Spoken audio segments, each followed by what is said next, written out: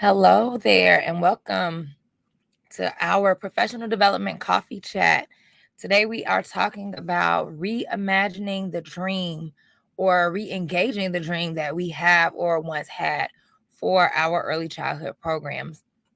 And I'm really looking forward to this. I thought that in honor of our impending Martin Luther King Jr. holiday that is coming up, this would be a great time to recenter ourselves on our dreams, think about what it is that we really desire to achieve in early childhood education. Welcome and good morning. My name is Flora Gomez. I'm a professional development strategist for early childhood educators, and I help programs build competent and confident teaching teams by overcoming challenges they have with staff development and improving their leadership practices. Just a little bit about myself. I've been in early childhood education for just about 20 years now and worked in various capacities. And I use my experience in those roles to go back and train teachers, to give them the advice and the guidance that I wish I had as a teacher in early childhood education, and then to also support their leaders in developing systems that not only offer the support they need, but help them to sustain it. So let me know in the comments what your name is, where you're from, and what your role is. I want to know what your name is, where you're from, and what your role is. And then also, just to make this a little fun, I know we're having a coffee chat.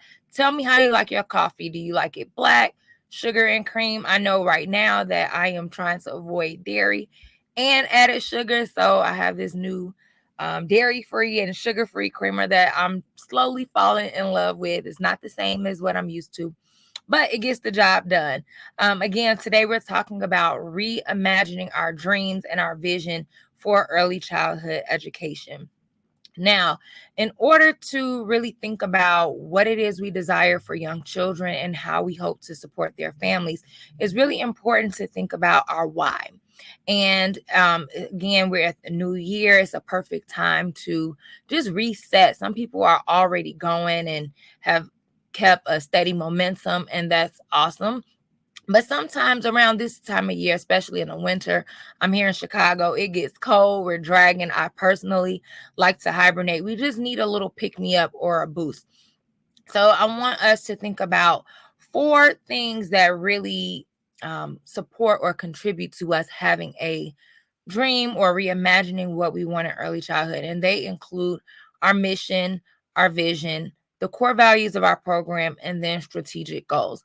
Without these four things, we can dream all we want, but we won't accomplish much. So I'm going to take just a few minutes to go into each of these different aspects and categories. And then I want you also to share with me your thoughts on the topic. So, again, we're talking about what it means to reimagine our early childhood program. So, first things first, our mission. I want you to think about why you got started in the field of early childhood education. For me, I was young, I was in school, and initially I was studying to be an elementary school teacher.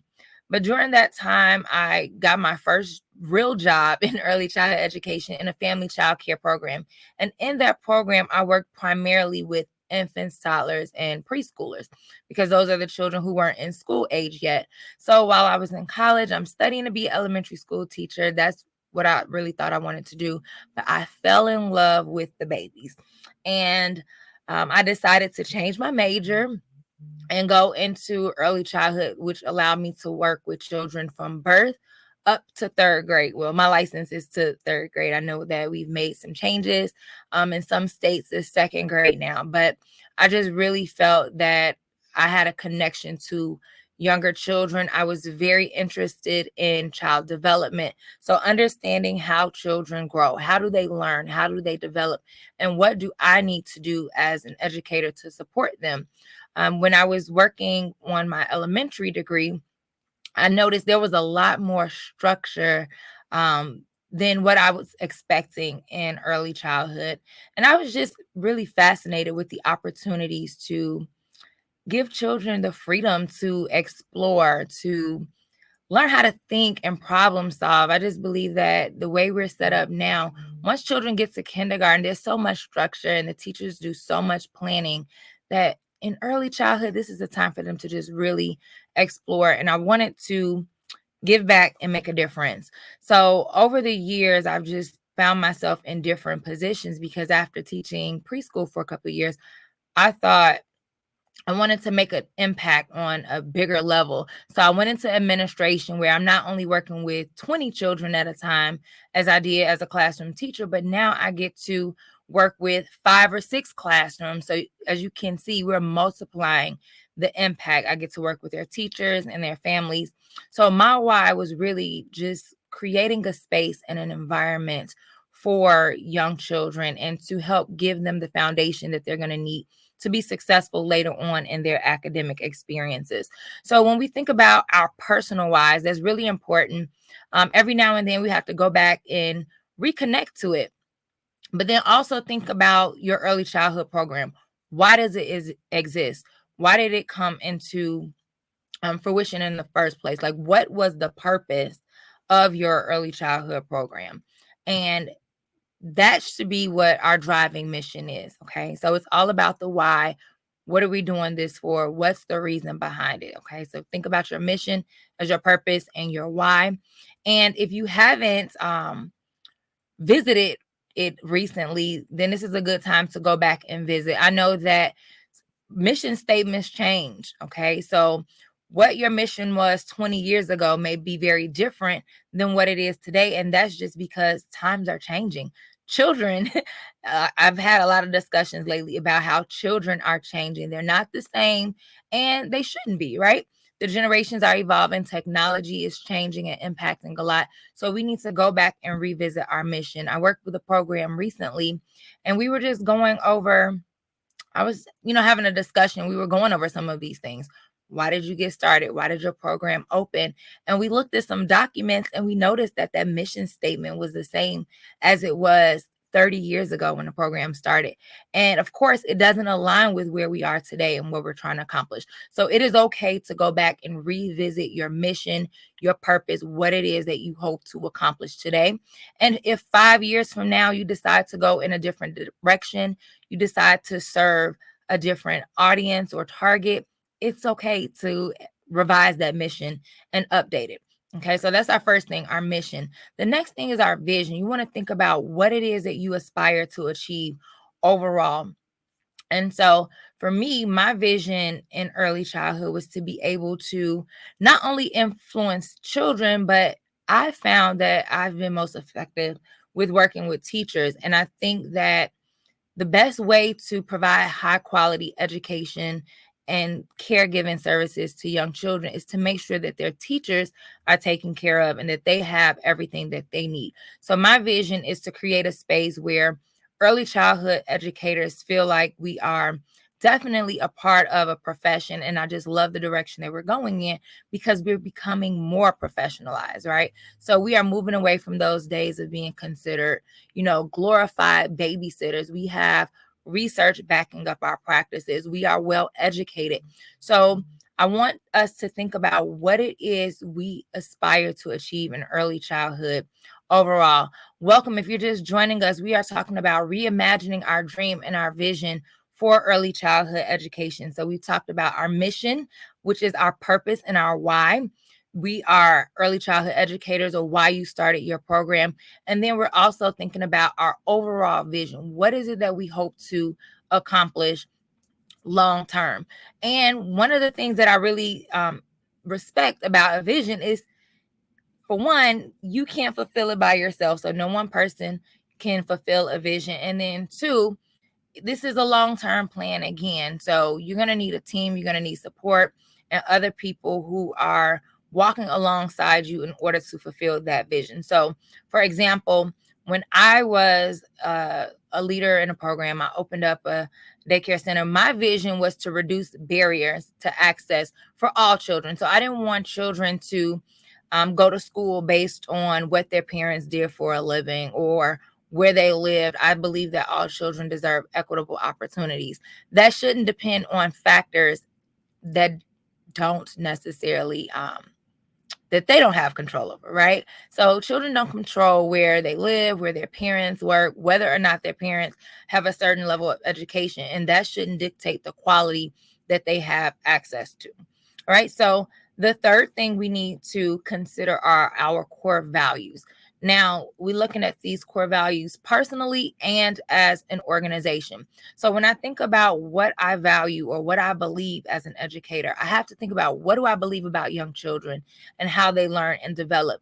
As a leader, what do I believe the teacher's role is in that program? Because these core values that I possess are going to dictate the actions that I take. And not only my personal values, but my values that I will align to our program.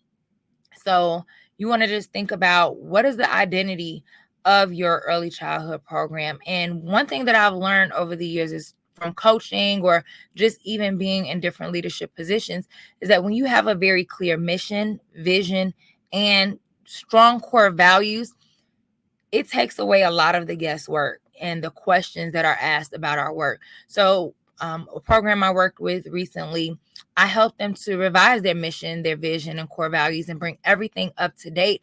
And what I noticed is that when those things were made front and center to the teachers, when they had questions, a lot of their questions were answered just by simply referring back to the mission. So if I decide to take this next action or implement a particular teaching strategy or engage children in certain learning experiences, does it align with our mission and vision of our program? And also, does it align with the core values and the philosophy of education that our program holds? So it always gives you that anchor to come back to when you lose your way. All right. And then in addition to your program core values, you want to make sure that when we're bringing teachers into our early learning environments, that their personal values align closely, right? No one is going to ever be an exact match, but you want to make sure that you bring people onto your team that closely align with what it is that your program stands for. Because when there's a mismatch, then that's where there's an opportunity to decrease the quality that you're trying to provide for children and their families. And then the last thing I want us to consider is our strategic goals. This is a perfect time to set goals, depending on where your program is. Even if you've already set your goals for the year, go back and revisit them. But again, your strategic goals give you the action plan that you need to execute on. So we have our mission. We know what our purpose is, what we're setting out to accomplish. We have our vision. We know what we aspire to one day, right? And every day we should feel like we're getting closer to accomplishing our vision. We have our core values that are going to be our identity of our program. It helps keep us grounded in who we are as individuals and who we are as a program, right? So when you think about what makes your early learning center or your family child care program different from others in the community, you want to think about your mission, your vision, and your core values and what it is that you have to offer that's unique and different from other programs. Okay. And last but not least, we can have all of the dreams, missions, visions, and values that we want. Without clear goals and an action plan, it means nothing. Okay. So my dad used to tell me growing up, a vision is just a dream, right? Unless you put action behind it to create goals, you're not going to get anywhere. By nature, I am a dreamer. I will create, I've created the vision boards and our journal and I cut out the pictures and all of that. It's great. That's the starting point. But what we really want to do is make sure we have a clear plan and understand what it's going to take to fulfill the mission and the vision of our programs. So that's it. I won't keep us too long today. I just wanted to talk and touch base about as we're coming up on a holiday. I know there's a lot of activities going on, and this is a perfect time again of the year to reimagine what it is that we want, what we maybe once wanted for early childhood education, and tap back into it. Okay, so I have some action items for you. I want you to go back and pull out whether it's your employee handbook, your parent handbook, whatever the documents are that you have in your program that kind of serve as your guide. Go back and revisit your mission. Okay, determine what actions you're taking or what you need to take and do in order to move forward to fulfill that mission. And if there are some things out of alignment, then you need to decide, is it time to update our mission to reflect what's currently happening in the program? Or do we need to revisit our tactics in order to fulfill the mission that we want to accomplish? The same with your vision. A lot of programs that I've worked with recently, I noticed they didn't necessarily have core values, or if they did, they didn't know what they were. So I just feel like if you don't understand what your values are, then it's really hard to live them, right? I know what I value as a person. As an early childhood educator, for instance, I value children being engaged in hands-on learning opportunities. I don't necessarily care for worksheets or heavily directed activities in the classroom by the teacher. Yes, we need structure. We want to be guided or provide guidance, excuse me. But I believe in letting children learn through play. That is my personal value. So when I led a program, that was one of the values of our program. I remember my very first teaching job as a licensed teacher. The program I worked for, that was a part of their daily routine. The children all sat down. So I had 20 children sitting at the table. We pulled out worksheets. We had our pencils and we traced. And some programs prefer that way. And that's your preference, that's your value. But for me, that wasn't in alignment with what I understood and believed to be best practice. So we made some changes, and it was an adjustment for my co-teachers who have been there for a while. This is what they were used to. This is what the children were used to. But we introduced another way. We took those same activities and said, if they can learn how to add 3 plus 2 on a worksheet, they can also use counters, right? We can use more hands-on experiences to teach these same skills. So you have to really understand what it is that you believe. And if you're going to work in a program that has values different from yours, and if you're going to hire people who have educational values that are different from your programs. So in order to make those types of decisions, you have to really be aware and understand what they are. Okay, so go back, revisit your mission, your vision, your core values. If you don't have them, it is a perfect time to create them. I worked with a startup team a few years ago, and while the larger organization had these things in place, we were like a whole other division. We were our own organization within a larger one, right? So we decided to come up with our core values as a team. We put them on chart paper. They were posted at every meeting. Everybody had a copy of it. We made a habit of referring back to them when we got together and when we met, and we used them to make decisions. So when we were in situations where we had to really understand what it is that we're trying to accomplish, right? How does this decision or action that we're going to take align with the core values? Like, are we operating in excellence? It's real easy to take a shortcut, right? It's really easy to go and pull a lesson plan really quick the morning of from Pinterest or Google. But does that align with what we really want for young children and putting the intentionality behind the experiences and activities that we provide for them? So whenever there was a discrepancy or we had a question, we would refer back to our core values, right? And any team I work on, I don't care what organization it is, what program, even as a coach and consultant now, in my own company, one of the core values that will always be there is fun, right? And we know that there are challenges in early childhood education. Teachers experience them, leaders experience them. There is just a part of the work. It comes along with the territory. So I believe in intentionally creating spaces and cultures where it's fun to show up and come to work every day. So I'm going to crack a joke, right? I'm going to make sure we have some just some exciting opportunities to connect with one another in the program. I remember one of the programs I led, we loved practical jokes, right? And pranks.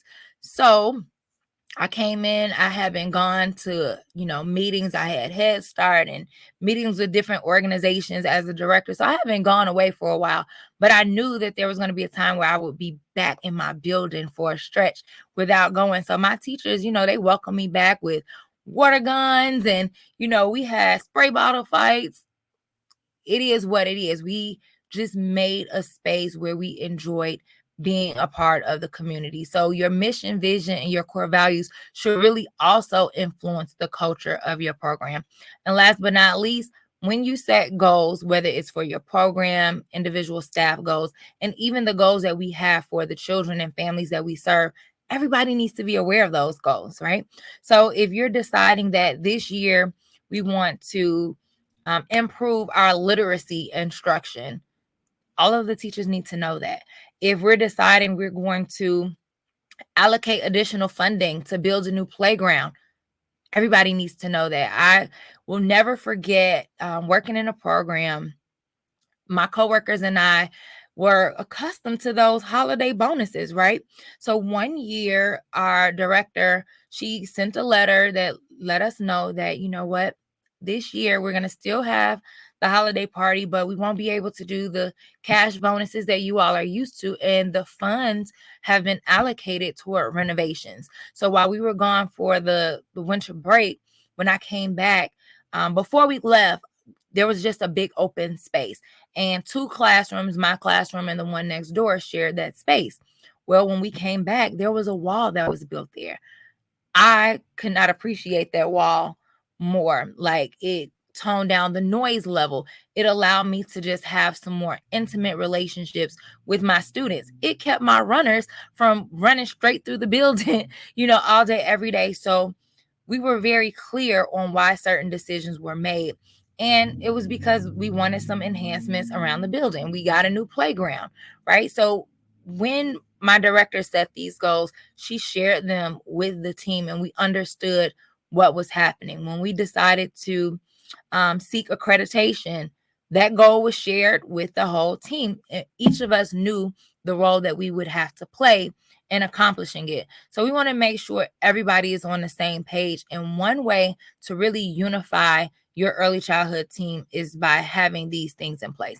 So let me know in the comments what your vision and mission is, whether it's personally, right, or for the program. Do you even know what your mission and vision statements are for the program that you work with?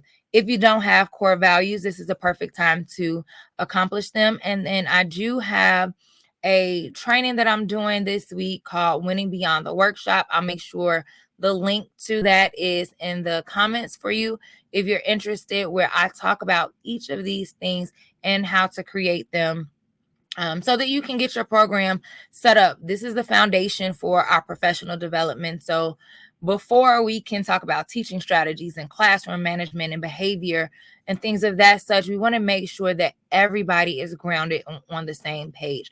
And that is our foundation for professional development. So again, I will leave that in the comments for you so that you can access it, check it out. If you are wondering what is going on with your professional development, maybe you're sending teachers to trainings and workshops and you're not seeing the results that you like, I do have a free training titled The Top 10 Mistakes Made in Early Childhood Education. I'm going to teach you how to avoid them and then also give you some strategies to overcome those challenges. So thank you so much for joining me. Again, I look forward to our next professional development coffee chat.